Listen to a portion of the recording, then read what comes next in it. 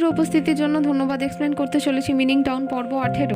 শুরুতে এখানে প্রথমে দেখানো হতে থাকে শিক্ষক বেই এবং সরকারি সেই আধিকারিক একসাথে দরজা বন্ধ করে ঘরে কথা বল। সরকারি সেই আধিকারিক এখানে শিক্ষক বেইকে বলতে থাকে বাচ্চা ছেলে মেয়েদের ফুজিয়ানে গিয়ে কাজ করার বিষয়টা তারা কোনোভাবে আটকাতে পারবে, কারণ এখানে তাদের মা বাবারা এই জিনিসটা চাইছে এবং তাদের কাছে জন্মের নথিভুক্তকরণ পত্রও নেই। অবশেষে শিক্ষক বেইকে এটা মনে রাখতে হবে সে এক ছোট অতি তুচ্ছ প্রাইমারি স্কুলের শিক্ষক সবের জন্য তার উপর যদি কোনো পানিশমেন্ট নেমে আসে সে কি সামলাতে পারবে। তো এখানে শিক্ষক বেই বলতে থাকে কত সহজে সেই আধিকারিক এই কথাটা বলে দিল। এখানে যত ছোট জায়গা যত ছোট স্কুলই হোক না কেন প্রাইমারি একজন শিক্ষক হিসেবে এগুলো তার দায়িত্বের মধ্যে পড়ে, তাই সে তার স্টুডেন্টদের নিয়ে যথেষ্ট চিন্তিত। আধিকারিক এখানে আবার বলতে থাকে হ্যাঁ চুনলিং এর কথাই বলা হচ্ছে, এখন তার বয়স 15 বছরের মধ্যে তার বয়স 16 হয়ে যায়। ফুজিয়ানে গিয়ে কাজ করার জন্য ওদের রিকোয়ারমেন্ট তার পূরণ হয়ে যাবে। এই একটা বছরের মধ্যে সেই এই প্রাইমারি স্কুল থেকে ডিপ্লোমা নিয়ে করবেটাই বা কি ব্যক্তি এখানে শিক্ষক বেইতে এটাও জিজ্ঞেস করে। তারপর চুনলিং বা তার পরিবার তাকে প্রেশার করে হ্যাঁ চুনলিংকে ফুজিয়ানে গিয়ে কাজ করতে তার নাম নথিভুক্তন করাচ্ছে ওয়ার্কারদের মধ্যে, তাহলে কি এখানে শিক্ষক বেই তাকে থামাবে? শিক্ষক বেই এখানে উত্তর দেয় যে হ্যাঁ সেই কাজটা নিশ্চয়ই করবে। আধিকারিক এখানে বলে দেয় তাহলে তারপরের ব্যাচে আবার হে চুনলিং করেই দেখা দেখি বাকি মা বাবা ছেলে মেয়েদের উদ্বুদ্ধ করবে ফুজিয়ানে গিয়ে কাজ করার জন্য। দুজনকে কতগুলো ব্যাচ এখানে আটকাবে শিক্ষক বেই। এদিকে দৃশ্যে এখানে আবার দেখানো হতে থাকে শিক্ষক বেই তাড়াতাড়ি করে তার স্কুলে চলে এসেছে। এই ছাত্রছাত্রীদের উপর তার সন্দেহ হয়েছে তার বাবা মারা তাদের চাপ দিতে পারে। এখানে ডেকে তুলে এসে জিজ্ঞেস করে তাদের মা বাবারা কি তাদের ফুজিয়ানে গিয়ে কাজ করার জন্য নাম নথিভুক্তকরণ করতে বলে। তারা এখানে উত্তর দেয় হ্যাঁ এটা তাদের পরিবারই চেয়েছে। এই কথাটা তাদের শিক্ষককেও জানাতে না করেছিল কারণ তারা জানতো শিক্ষক বেই তাদের আটকাবে। এদিকে দৃশ্যে এখানে আবার দেখানো হতে থাকে যে শিক্ষক সকল ছাত্রছাত্রীর বাবা মায়ের কাছে কি উপস্থিত হয়েছে তাদের সাথে কথাবার্তা বলার জন্য। শিক্ষক বেই ছাত্রছাত্রীদের বাবা মায়েদের অনেক করে বোঝানোর চেষ্টা করে তাদের বয়স এখনো 16 বছর হয়নি, তারা মিথ্যে কথা বলে কেন তাদের বাচ্চাদের পাঠায়। 16 বছরের কারণ আছে, এই বয়সের মধ্যে মানুষরা একটু ভালো খারাপ বুঝতে শেখে, ন্যূনতম বুদ্ধি বৃদ্ধি হয় ভালোভাবে। এখানে তাদের মা বাবারা সামান্য কিছু পয়সার জন্য তাদের ফিউচার নষ্ট করছে, এটা তারা কেন ভুলে যাচ্ছে যে শিক্ষা কখনোই অনুশোচনার কারণ হতে পারে না। একজন ছাত্রের বাবা বলতে থাকে যে তার ছেলে পড়াশোনায় ভালো না, একই ক্লাসে এখানে সে 3 বছর এখানে তাদের ছোট ছেলে মেয়েদের বয়স 10-এর বেশি হয়ে গেলে তাদের বাবা মায়েদের সাথে এখানে কাজ করতে শুরু করে। বাবা মারাই তাদের বলে কৃষি কাজ, মাশরুম চাষ, অন্যান্য বিভিন্ন কাজে যদি থাকে তারা এখানে মাঠে ঘাটে খেলাধুলো করে তার কাটবে খাবে দাবে, তো তারা কাজে গেলে কিছু উপার্জনও করতে পারবে। শিক্ষক বেই এখানে আবার কিছু বলতে গেলে হ্যাঁ চুনলিং এর বাবা এখানে বলে বসে এদের এখানে সকলের সন্তানের বয়স 16 পেরিয়ে গেছে। সকলে ওখানে তার কথাতেই মত দিয়ে একই কথা বলতে থাকে, সম্পূর্ণভাবে ভুল তারা জেনেও। আরই দেখা দেখি অন্য একজন ছাত্রের বাবা বলতে থাকে যেহেতু এখানে তাদের সন্তানদের বয়স 16 পেরিয়ে গেছে তাহলে যে এইচের জন্য যেই পলিসি নেওয়া হয়েছে সেটা তাদের অ্যালাউ করছে কাজে যাওয়ার জন্য, বাইরে গিয়ে কাজ করে উপার্জন করা তো ভালো। শিক্ষক বেই এখানে তাদের শিক্ষা দিয়েছে, তাদের লেখা শিখিয়েছে, পড়তে শিখিয়েছে, এখানে হিসাব করতেও জানে প্রাথমিকভাবে, তাই বাইরে গিয়ে তাদের কোনো সমস্যা হবে না, তাদের ভবিষ্যৎ এবং তাদের পরিবারের জন্য ভালোই হচ্ছে না। একজন ছাত্রের বাবা এখানে শিক্ষক বেইকে বলতে থাকবে বেইয়ের মেয়েও তো মেয়েও যে এখানে গিয়ে কাজ করছে সে তো তাকে এখানে তাকে ধরে রাখেন, এখানে হাই স্কুল গ্রাজুয়েশন ইউনিভার্সিটি বা ডাক্তার হওয়ার জন্য প্রেশার দেয়নি। শিক্ষক বেই এখানে আবার কিছু বলতে গেলে হ্যাঁ চুনলিং এর বাবা এখানে দাঁড়িয়ে বলতে থাকে দৃষ্টিভঙ্গি তুলে ধরে শিক্ষক বেইয়ের ক্ষেত্রে এখানে সে তো তার বউকেও হারিয়েছে, মেয়েও যেখানে এখানে তার কাছাকাছি থাকেন এখানে অন্য ছেলে মেয়েদের অর্থাৎ তার ছাত্রছাত্রীদের নিজের কাছে রাখতে চাইছে, তাদের বাবা মার থেকে কেড়ে নিয়ে তাদের মন কষ্ট দিচ্ছে। শিক্ষক বেই কষ্ট পায় আর বলতে থাকে একদম ভুল কথা এগুলো, তারা ভুল বুঝছে তাকে। এদিকে দৃশ্যে আবার দেখানো হতে থাকে শিক্ষক বেই তার স্কুলে ফিরে এসেছে। অন্য শিক্ষক গো মিনহ্যাং তাকে বাবু বলে একটা ছাত্রের লেখা চিঠিটা সে তার শিক্ষক বেইকে উদ্দেশ্য করে লিখেছে সেটা তাকে শিক্ষক বেই সেটা পড়ে দেখতে থাকে। ছাত্র তার শুভ কামনা করে জানিয়ে এটা শুনেছে যে শিক্ষক বেইয়ের সাথে লড়াই করেছে চুনলিং এর বাবা এবং তার চশমাও ভেঙে দিয়েছে। এখানে শিক্ষক হিসেবে তার ছাত্রদের পড়াশোনা করানোর জন্য সে ভীষণভাবে চেষ্টা করছে, এটাও জানে তাদের পরিবার এই বিষয়টা কোনোভাবেই মানতে চাইছে না। বিবাহ বলে ছেলেটা এটাও জানায় যে তার বাবা খুব শক্তিশালী, বাবার সাথে তার কাকার একবার ঝামেলা হয়েছে, তার কাকার থেকে তার বাবা কিছু ঋণ ধার নিয়েছে, এগুলো সে শোধ করতে পারেনি বলে তার বাবা কাকাকে মেরে তার আঙুল ভেঙে দিয়েছে। কাকাও এখানে তার বাবাকে কটু কথা শুনিয়েছে, দুর্বৃত্ত যাবতীয় বলে। এদিকে দৃশ্যে আবার দেখানো হতে থাকে শিক্ষক বেই সেই 3 জন ছাত্রছাত্রীকে নিজের কাছে ডেকে বলে ছাত্রটি বলতে থাকে এখানে তাদের পরিবার বলেছে তাদের নিজেদের উপার্জন করা উচিত, তবে ঋণ তাদের কাকা বাবা অন্য কারোর থেকে নেওয়া উচিত। অন্য একজন ছাত্র বলতে থাকে সে পড়াশোনা এখানে ভালো না, তার বাবা তো তাকে জানিয়েই এখানে সে আর পড়াশোনা কন্টিনিউ করতে চায় না। অন্য একজন ছাত্রী এখানে শিক্ষক বেইকে বলতে থাকে যে সে তার মেয়েকে ফলো করে, মেয়া দিদির মতো ফুজিয়ানে গিয়ে কাজ করে সে অর্থ উপার্জন করতে চায়। এদিকে দৃশ্যে এখানে আবার দেখানো হতে থাকে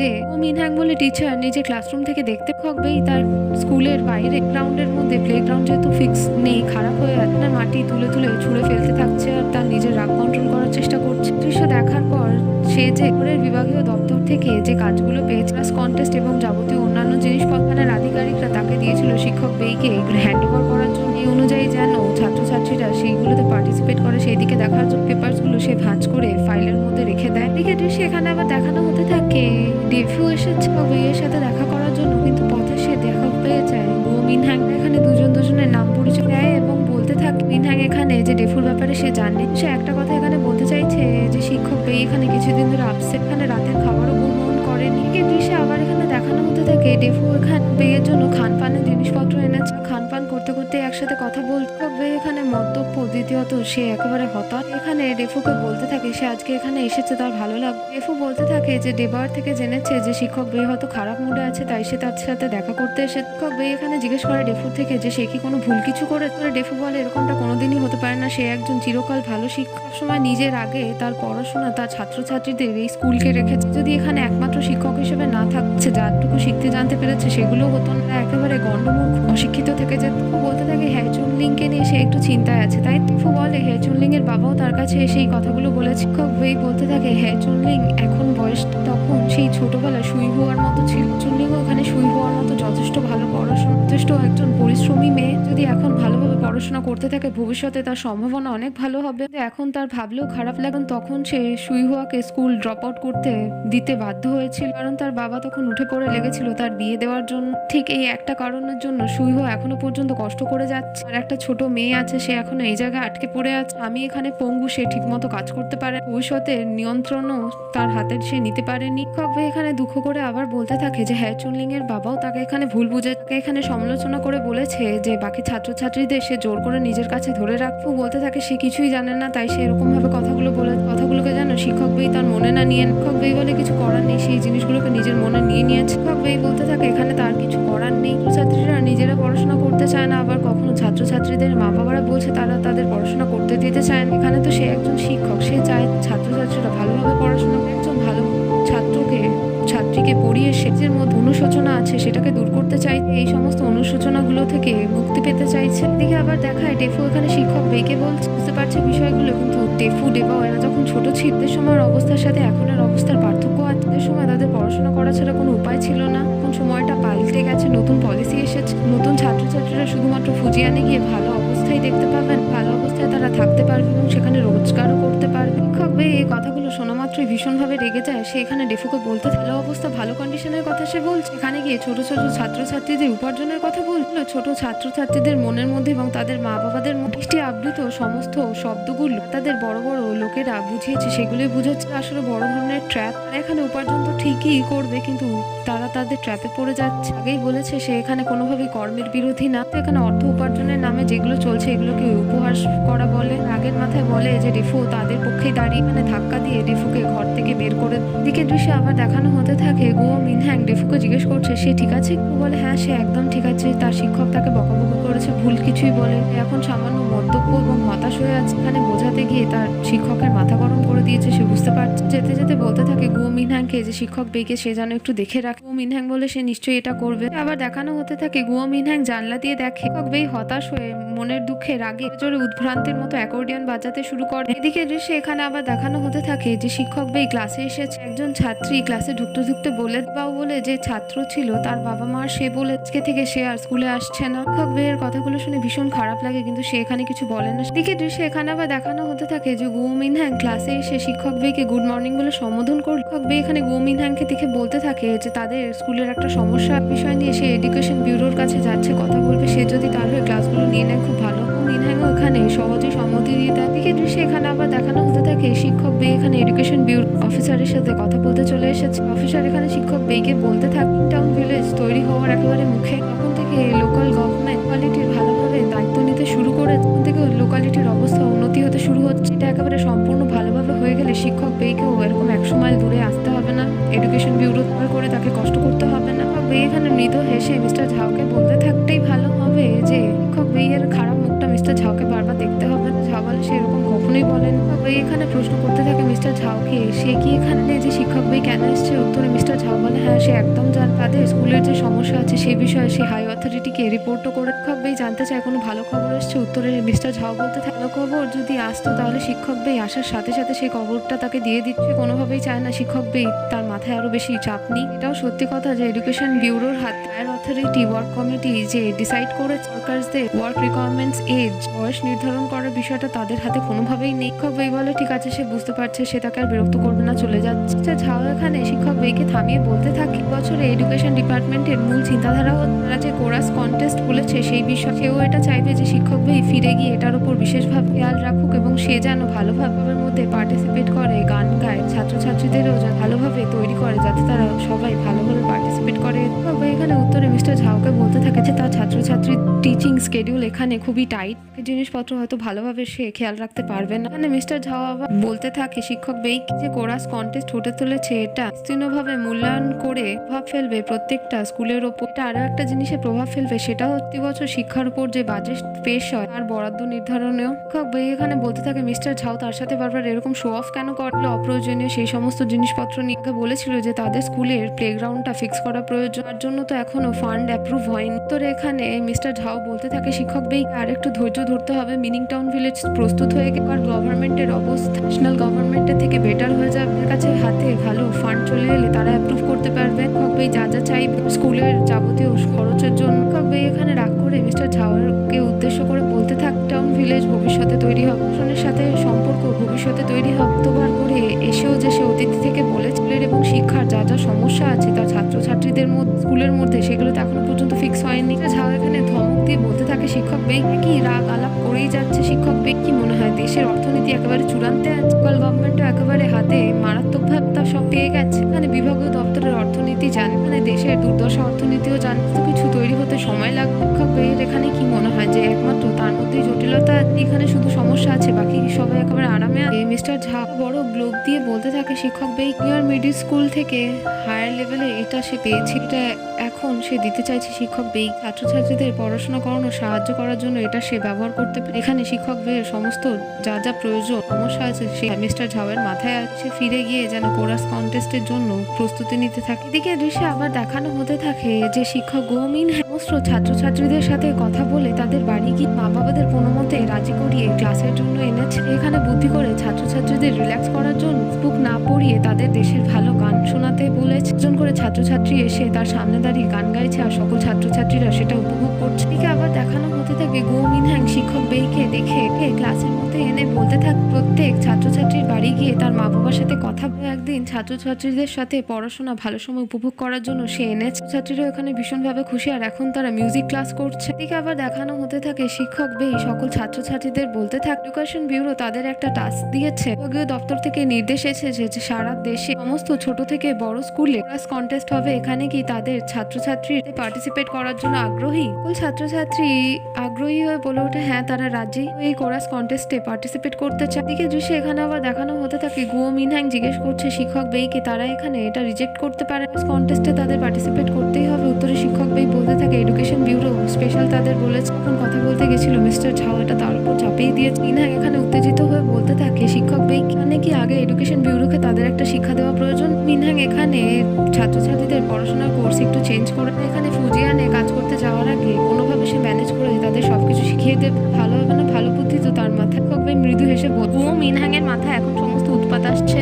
এদিকে দৃশ্যে আবার দেখানো হতে থাকে শিক্ষক বেই মিনহ্যাংকে জিজ্ঞেস করছে কোরাস কন্টেস্টের জন্য যে লিফলেটটা দেওয়া হচ্ছে সেটা কত। মিনহ্যাং সেটা বার করে পড়ে বলতে থাকে 30 জনের টিম তৈরি করতে হবে, তাদের প্রত্যেক ছাত্রছাত্রীদের ইউনিফর্ম তৈরি করতে হবে। বেই জানে যে এই এলাকাটা একেবারেই দরিদ্র, গুলো যেগুলো এখনো ব্যবহার করা তারা শেখেনি, তারা জানেন। এগুলোর দিকে তাকিয়ে তো মাথায় আইডিয়া আসে। এখানে সেগুলো সে বিক্রি করে ছাত্রছাত্রীদের ইউনিফর্মের জন্য সে টাকা আনবে। এভাবে ছাত্রছাত্রীরা উত্তেজিত হয়ে থাকলে তারা আরো কিছুদিন খুশি হলে আসবে এবং তাদের বাবা মারাও তাদের পাঠাতে বাধ্য হবে। এদিকে দৃশ্যে এখানে আবার দেখানো হতে থাকে গো মিনহ্যাং ক্লাসে এসে বলছে ক্লাস কন্টেস্টে কারা কারা ভাগ নিতে চায়। সমস্ত ছাত্রছাত্রীরা হাত তুল, সকলে এখানে হাত তোলে। সামনের মাসে যে ফুজিয়ানের গাড়িতে তাদের যেতে হয়, সমস্ত ছাত্রছাত্রীদের মনে দুঃখ হয়। বিষয়টা নজর রেখে শিক্ষক বেই বলতে থাকে সামনের মাসে যেই তারিখে ফুজিয়ানে যাওয়ার আছে তার আগেই এখানে কোরাস কন্টেস্ট শেষ হয়ে যাবে। ছাত্রছাত্রীরা ওখানে পার্টিসিপেট করার জন্য খুশি হয়ে যায়। এখানে কোরাস কন্টেস্টের জন্য যেহেতু 25 থেকে 30 জন লিমিট ছিল ছাত্রছাত্রী গ্রহণের, কিন্তু এটা আমার মধ্যে ছড়িয়ে দেওয়ার জন্য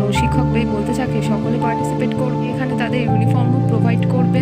ছাত্রছাত্রী এখানে ভীষণ খুশি হয়ে যায় এবং তারা তালি দিয়ে ওঠে একত্রে। এ দৃশ্যে আবার দেখানো হতে থাকে বলে যে ছেলেটি ছিল সে তাড়াতাড়ি সমস্ত বাড়ির কাজ করে দাদুকে বলতে থাকে সে আলু সেদ্ধ করে দিয়ে রানীর জন্য কেটে দিয়েছে এবং ভেড়াদের জলও পান করিয়ে দিয়ে তার স্কুলের সময় হয়ে গেছে আর তাকে যেতে হবে বলে সে তাড়াতাড়ি চলে যায়। এই দৃশ্যে আবার দেখানো হতে থাকে ইউহা আর তার স্বামী ইউংফু মিলান ছোট দোকান তৈরি করেছে আর সেটা তার স্বামী ইউংফু সামনে ইউহা বাইরে কাজ করে। আর মেয়ে জিয়াওয়ান বলছে তাদের তাড়াতাড়ি কোরাস কন্টেস্টে পার্টিসিপেট করতে হবে, সে তাড়াতাড়ি যাচ্ছে। এই দৃশ্যে আবার দেখানো হতে থাকে যে গ্রামের কিছু মহিলারা তাদের বাড়ির কাজ শেষ করে এসে তার মধ্যে সুইহুয়াও আর স্কুলের ছাত্রছাত্রীদের জন্য ইউনিফর্মের মাপ দিয়ে দিচ্ছে। কোনটা শিক্ষক বেই বলেছিল তার ছাত্রছাত্রীদের জন্য ইউনিফর্ম তৈরি করা হবে। মিনহ্যাং এখানে জিজ্ঞেস করতে থাকে শিক্ষক বেইকে অনেক ছাত্রছাত্রী আছে এবং এর জন্য অনেক ফান্ডের। শিক্ষক বেই এখানে বলতে থাকে যে তাদের এখানে অর্থের সমস্যা হবে না। এ দৃশ্যে আবার দেখানো হতে থাকে মা ডেফু স্কুলের বাইরে এসে তার সাথে দেখা করার জন্য শিক্ষক বেইও আসে। শিক্ষক বেই এখানে ডেফুকে বলতে থাকে তা দোষ দিলে এখন চলবে না, মাথা তখন সেখান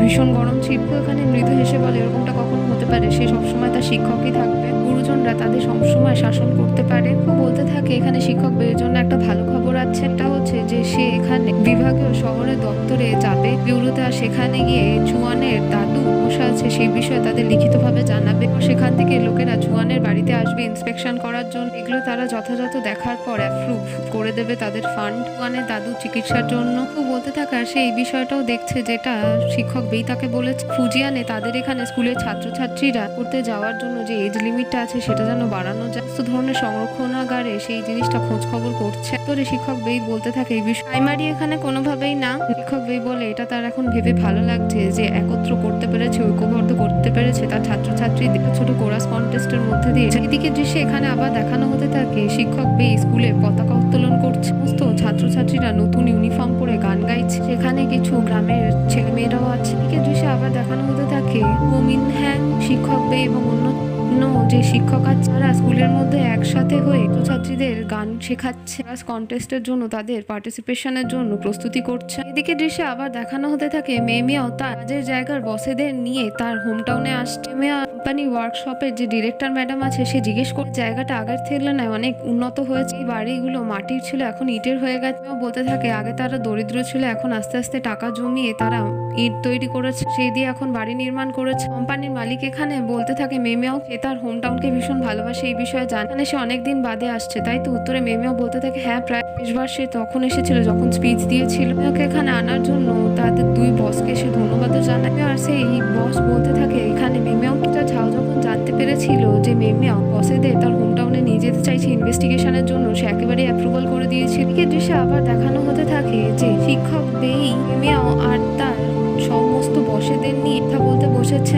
ডিরেক্টর মহিলা এখানে বলতে থাকছে শিক্ষক বেই জানে তাদের যে গভর্নমেন্ট আছে তাদের উপর দায়িত্ব দিয়েছিল পশ্চিম দারিদ্র দূরীকরণের জন্য এখানে যে পলিসি নেওয়া হয়েছিল এখানে সকলকে পার্টিসিপেট করতে হয়েছে অনুযায়ী তাদের কারখানা থেকেও আগে কম্পিউটার সেখানে ডোনেট করা হয়েছিল সামান্য। এখন সে দেখতে পেয়েছে যে তাদের স্কুলের প্রপার্টি ঠিক আছে, ক্লাসরুম যাবতীয় ঠিক আছে, এবারে তারা আরো কিছু দান করতে চাইছে, শিক্ষণের কিছু জিনিসপত্র বা অন্যান্য কিছু জিনিসপত্র শিক্ষক বেইয়ের প্রয়োজন আছে তার স্কুলের জন্য মনে হয় তাদের জানাতে পারবে। ডিরেক্টর বলতে থাকে যে মেমিয়া থেকে সে এটাও শুনেছে যে এখানে ছাত্রছাত্রীদের ইউনিফর্মের একটা সমস্যা আছে, এখানে এসে সে দেখতে পেল যে সকল ছাত্রছাত্রীদের ইউনিফর্ম আছে। এখন ওই প্রশ্নটা আবার তার বাবাকে করলে শিক্ষক বেই বলতে দিন আগেই এই ইউনিফর্মগুলো কমপ্লিট হয়ে এসেছিল, তারা ওই কোরাস কন্টেস্টে পার্টিসিপেট করার জন্য করেছে, এমনটা বিভাগীয় দপ্তর থেকে তাদের জানানো হয়েছে। কোম্পানির মালিক তখন বলতে থাকে যে শিক্ষক বেইকে সে চেনে, তার সাথে পড়াশোনা করেছে, কাজ করেছে, এখানে যথেষ্ট পড়াশোনায় ভালো এবং রুচি সম্পন্ন একজন মানুষ, খুব ভালো অ্যাকোয়ারিয়ান বাদদের পড়াশোনার জায়গায় লিটারেচার আর আর্ট নিয়ে সে একবারে ব্যাকবোন ছিল সেই জায়গায়। ডিরেক্টর মহিলা বলতে থাকে এটা খুবই ভালো, যেরকম ভালো রুচি তৈরি হতে থাকলে স্টুডেন্টদের মন মানসিকতাও ভালো থাকবে। ডিরেক্টর মহিলা আবার এখানে শিক্ষক বেইকে জিজ্ঞেস করতে থাকে যে এবারে তার কি প্রয়োজন আছে দয়া করে জানা। বেই বলতে থাকে যে সবকিছু এখানে ঠিক আছে আর প্রয়োজন নেই কিছু। ডিরেক্টর মহিলা এবং মালিক দুজনে আলোচনা করে বলতে থাকে হয়তো কোরাস কন্টেস্ট আছে সামনে, মিউজিক্যাল ইনস্ট্রুমেন্টের প্রয়োজন হতে পারে তাদের ফ্যাক্টরি থেকে সেগুলো তারা প্রোভাইড করতে পারে। তবে ডিরেক্টর মহিলা এখানে আবার জিজ্ঞেস করতে থাকে শিক্ষক বেই আগেরবার তখন কিছু কম্পিউটার ডোনেট করা হয়েছিল এই স্কুল নেওয়ার কথাতে এখানে ছাত্রছাত্রীদের ভালো উপলব্ধির জন্য ভবিষ্যৎ বিষয়ে সে শিক্ষক বেইয়ের থেকে ফিডব্যাক চাইছিল, এখন ভালোভাবে চলছে কিনা, ভালোভাবে সেগুলো চালাতে শিখেছে কিনা, কম বেশি কিছু সুবিধা অসুবিধা থাকলে সেই বিষয়ে যেন ফিডব্যাক দেয়। কথাটা শোনা মাত্র শিক্ষক বেয়ের মুখটা ছোট হয়ে যায়। মেয়েও এখানে জানতে চায় যে তার বসেরা কিছু জিজ্ঞেস করে বাবাকে এখানে ফিডব্যাক দিতে উত্তরে হতাশাজনকভাবে শিক্ষক বেই বলতে থাকে যে কম্পিউটারগুলো সে বিক্রি করে দিয়েছে। এদিকে দৃশ্যে আবার দেখানো হতে থাকে মেয়েও তার বাবা শিক্ষক বেইকে নিয়ে ঘরে এসেছে কথা বলার জন্য। ওখানে বিরক্ত হয়ে রেগে জিজ্ঞেস করছে শিক্ষক বেই কথাটা বসেদের সামনে বললো যে কম্পিউটার বিক্রি করে দিয়েছে, এটা কি সত্যি? শিক্ষক বেইকে এখানে চুপ থাকতে দেখে মেয়েও বলতে থাকে তার বাবা শিক্ষক বেই কথাগুলো কি ভেবে বলছে যে কাজটা করেছে আর ফলাফলটা জানে যে কি হতে পারে। মিস্টার সুন যদি এই বিষয়ে রিপোর্ট করে দেয় তার বাবাকে পানিশ করা হবে, শিক্ষকতার ফিউচারটাও হয়তো নষ্ট হয়ে যেতে পারে। এখানে কোনোভাবেই তার মেয়ের কথাও ভাবেনি। ওখানে বিরক্ত হয়ে রেগে বলতে থাকে সে কোথায় জিয়ানের মতো অত বড় জায়গা থেকে তার বসেদের ইনভেস্টিগেশন করার জন্য ট্রিপে এনে এই জায়গার স্কুলকে সাহায্য করে এখানে সামান্য উন্নতি করতে পারে। বাবা এরকম একটা বড় ব্ল্যান্ডার করে রেখেছে, এখানে তার মুখটা আর কোথায় থাকবে? বাবা এখানে কেন এরকম করেছে সেটা তাকে জানা। ভাই এখানে ধীর স্বরে মেয়ের কাছে ক্ষমা চাইলে এখানে সে তার মেঘনা সবটা বুঝিয়ে বলতে পারবে না। ওখানে রেগে বলতে থাকে বাবা চিরকাল সবসময় যা মনে হয়ে এসেছে সেরকমই করেছে, কোনো পরিণতি চিন্তা না করে। বাবা এখানে ভীষণভাবে স্বার্থপর একজন মানুষ, সে জানে সেই জিনিসটা কোনোদিনও আর মেনশন করতে চাই, এটা একদম সত্যি। সে যদি তার পরিবারের কথা চিন্তা করে থাকলে আজকে মেয়েও তার মাকে হারিয়ে ফেলতো না, মেয়েরও অবস্থা আজকে এরকম হতো না, না সে তার বাবাকে এভাবে কথা শোনাতে বাধ্য হতো। এদিকে দৃশ্যে আবার দেখানো হতে থাকে মিস্টার সুন বল সরকারি বিভাগীয় দপ্তরের একজন আধিকারিক, সে কথা বলতে এসেছে শিক্ষক বেইয়ের সাথে। এখানে শিক্ষক বেইকে বলছে সে যে কাজটা করেছে সে বুঝতে পারছে কি করে। কম্পিউটারগুলো ডোনেশন ছিল ফুজিয়ানদের মার্চেন্টের তরফ থেকে, কোম্পানিতে তার মেয়েও কাজ করে, এখানে তার মেয়েরও মুখ পুড়েছে। শুধুমাত্র তাই না, সরকারি বিভাগীয় দপ্তর ফুজিয়ানের সেই ব্যবসায়ী কোম্পানিকে সাহায্য করার জন্য বলেছিল, তারা এই কম্পিউটারগুলো ডোনেট করেছিল এই স্কুল। এখন ফুজিয়ানের সেই ব্যবসায়ী কোম্পানির সাথে বিভাগীয় দপ্তরের সরকারি আধিকারিকদেরও সম্পর্ক নষ্ট হবে। শুনে এখানে শিক্ষক বেইকে বলতে থাকে সে একমাত্র একটি উপায় এখানে দেখতে পাচ্ছে, অন্য কোনো ম্যানুফ্যাকচার কোম্পানি যারা কম্পিউটার প্রডিউস করে তাদের সাথে কথা বলে তাদের থেকে কম্পিউটার কিনে ফুজিয়ানের ব্যবসায়ী কোম্পানিতে দিয়ে দিতে পারে। এখানে হায়ার অথরিটিকে সুপারিশ করার চেষ্টা করে শিক্ষক বেইয়ের কাজটাকে তারা যেন একটু ক্ষমার চোখে দেখে, তাকে যেন কোনোভাবেই শাস্তি না দেওয়া হয়। শিক্ষক বেই এখানে বলতে থাকে মিস্টার সুনকে যে এইসব বিষয়ে সে ভাবছে না, সে ভয় পাচ্ছে, সে আসলে তার ছাত্রছাত্রীদের জন্য কিছু করতে চেয়েছে, স্কুলের জন্য কিছু করতে চেয়েছে। সব থেকে বড় কথা সে এখানে বিভাগীয় দপ্তর থেকে যেমন নির্দেশ দেওয়া হয়েছে কোরাস কন্টেস্ট তাতে পার্টিসিপেট করছে। সুন বলতে থাকে যে তারা যখন একসাথে কাজ করতো শিক্ষক বেইয়ের সাথে একই বিছানায় শুতো, একই ঘরে থাকতো, দেখলে অবাক হয়ে যায় শিক্ষক বেই কতটা পাল্টে গেছে। শিক্ষক বেই বলতে থাকে সে বিন্দুমাত্র পাল্টেনি, আগের মতোই আছে, তার ফরমেশনটা একটু অন্যরকমের হয়েছে। শুন এখানে অস্থির হয়ে বলতে থাকে শিক্ষক বেই কি এই অবস্থায় সে কোরাস কন্টেস্ট নিয়ে ভাবছে, এখন তার ছাত্রছাত্রীদের নিয়ে কোরাস কন্টেস্ট করতে চায়। শিক্ষক বেই বলতে থাকে এগুলোতে সে আগে থেকে বলেছে কোরাস কন্টেস্টও করবে, যে প্লেগ্রাউন্ডটা আছে সেটাও ফিক্স করবে। সে বিষয়ে মিস্টার সুনকে আগেই জানিয়েছিল কিন্তু সে কোনো ফান্ড অ্যাপ্রুভ করে। সুন এখানে বলতে থাকে শিক্ষক বেইকে তার যাই মনে হতে কিভাবে কি করে সে নিজের ফিউচার রিস্ক নিচ্ছে। শিক্ষক বেই বলতে থাকে এখানে নিজেদের ফিউচার ডিসকাস করার থেকে সেখানে রিস্ক নেওয়ার থেকে অনেক বেশি ইম্পর্টেন্ট ছাত্রছাত্রীদের ফিউচার নিয়ে কথা বলে। সুন এখানে বলতে থাকে শিক্ষক বেইকে সে ভেবেছিল তাদের সম্পর্ক হয়তো শিক্ষক বেইকে এখানে রাজি করাতে পারবে।